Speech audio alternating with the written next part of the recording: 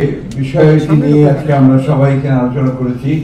আমার মনে হয় যে সবাই একটা ব্যাপারে আমরা একমত যে আমরা আমাদের বাংলাদেশের যে জাতীয় নিরাপত্তা, সেই নিরাপত্তাকে রক্ষা করার ব্যাপারে বাংলাদেশের জনগণ ঐক্যবদ্ধ আছে, এই ব্যাপারে আমরা একমত।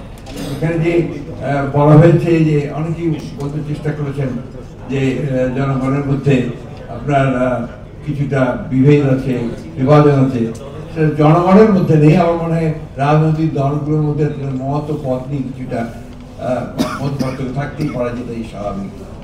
বাংলাদেশের মানুষ সবসময় কিন্তু আপনার ঐক্যবদ্ধ থেকেছে প্রয়োজনের সময়। প্রতিটি ক্রান্তিকালে, প্রতিটি সংকটে বাংলাদেশের মানুষ ঐক্যবদ্ধ হয়ে তারা বাংলাদেশের নিরাপত্তা রক্ষা করেছে, বাংলাদেশকে রক্ষা করেছে। আপনারা সেই ৩ সময় থেকে শুরু করেন ১-২৪ পর্যন্ত আসেন, প্রতিটি সময় বাংলাদেশের মানুষ রুখে দাঁড়িয়েছে, ঐক্যবদ্ধ হয়ে দাঁড়িয়েছে তাদের প্রত্যেকটি জাতীয় স্বার্থ রক্ষা করার জন্য। মহানগর ভাষা আন্দোলন বলেন, ৬৯-এর গণ-অভ্যুত্থান বলেন, ৭০-এর নির্বাচন বলেন, ৭১-এর মুক্তিযুদ্ধ বলেন, সর্বক্ষেত্রে মানুষ এক হয়ে লড়াই করেছে তাদের নিজের জাতীয় স্বার্থ রক্ষা করার জন্য। সুতরাং আমি এটাকে মনে করি যে এটা আমাদের কাছে ঠিক একটা বড় সমস্যা বলে আমি মনে করি না। বাংলাদেশের মানুষ ঐতিহাসিকভাবে তারা ঐক্যবদ্ধ থাকে তাদের প্রয়োজনের সময়। মূল ব্যাপারটা হচ্ছে যে আসলে জনগণকে আপনাকে ক্ষমতায়িত করতে হবে, জনগণের সার্বভৌমত্বকে নিশ্চিত করতে হবে। যদি আমরা সেটা করতে পারি তাহলে আমাদের জাতীয় নিরাপত্তা নিশ্চিত হবে, আমাদের অন্যান্য বিষয়গুলো অত্যন্ত সহজ হবে। আমরা গণতন্ত্রের চর্চা করতে পারি না ঠিক মতো, আমরা গণতন্ত্রকে চর্চা করতে গিয়ে প্রতি পদে পদে বাধা পেয়েছি। সেই জায়গায় আজকে আমাদেরকে একমত হতে হবে। আমার ধারণা আমরা সবাই ব্যাপারে একমত হয়েছি এবং অনেকে নেতিবাচক কথা বলছেন, আমি কিন্তু খুব ইতিবাচক দেখতে পাচ্ছি সামনে। বাংলাদেশের মানুষ তর্ক করছে, বিতর্ক করছে, আলোচনা করছে, তার মধ্যে দিয়ে কিন্তু তারা একটা জায়গায় এসে পৌঁছচ্ছে। এবং আমি বিশ্বাস করি যে আমরা এই আলোচনার মধ্য দিয়ে, তর্ক বিতর্কের মধ্য দিয়েই আমাদের সেই জায়গাতে আমরা পৌঁছবো, যেখান থেকে আমরা সত্যিকার অর্থে আমাদের গণতান্ত্রিক প্রতিষ্ঠানগুলোকে নির্মাণ করবার জন্য একটা সঠিক পথ খুঁজে বের করতে পারবো।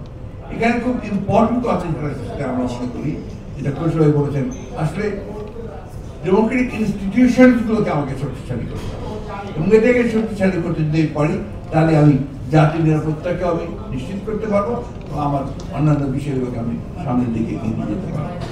আমি সেই কারণেই বক্তব্য দীর্ঘ না করে শুধু এটুকুই বলতে চাই যে আসুন আজকে কোনো নেতিবাচক চিন্তা না করে আমরা সবাই একমত হয়ে এই যে সামনে যে সময়টুকু খুব দ্রুত আমরা একটা গণতান্ত্রিক ব্যবস্থার মধ্যে যেতে চাই, সেখানে আমরা যেন দ্রুত যেতে পারি, তার জন্য আমরা সবাই যেন কাজ করি।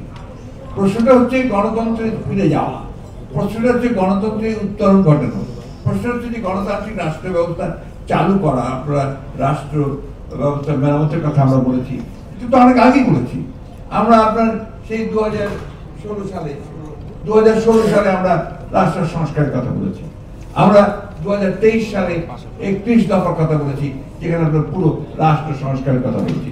তো কোথায় প্রবলেমগুলো হচ্ছে আমি বুঝতে পারি না। আমার কাছে মনে হয় যে আমাদের চিন্তা ভাবনার মধ্যে এই জায়গাটাতে আমাদের এক হওয়া দরকার, যে আমরা সবাই এক হয়ে আমাদের রাজনৈতিক দল যেহেতু আমরা গণতন্ত্রে বিশ্বাস করি, আমাদের তো বিভিন্ন মত থাকবেই, সেই মতগুলোকে আমরা এক জায়গায় নিয়ে এসে আমরা অন্তত এক জায়গায় আসি যে আমরা গণতন্ত্রে ফিরে যাব, একটা জনগণের ক্ষমতায়ন করব, জনগণের ক্ষমতা জনগণকে ফিরিয়ে দেবো, সেই তার ভোট প্রদানের মধ্য দিয়ে তার সেই মতকে প্রতিষ্ঠিত করবে এবং সত্যিকার অর্থেই একটা গণতান্ত্রিক রাষ্ট্র ব্যবস্থা প্রতিষ্ঠা করবে। ধন্যবাদ। ধন্যবাদ যারা আসলে আমি আজকে